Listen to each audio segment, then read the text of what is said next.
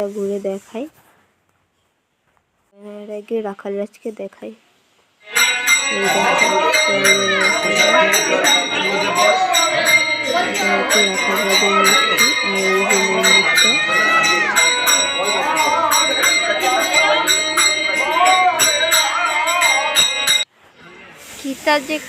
তারপরে গিয়ে আমরা ঠাকুর দর্শন করে নিলাম আর পুজোটা দিয়ে দিলাম। সেটার ক্লিপ আর নেওয়া হয়নি।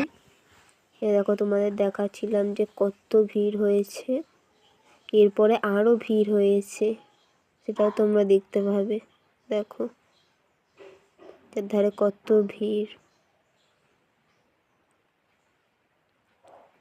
আর এখানে একটা ওই দেখো মন্দির দেখতে পাবে গুহরাজের।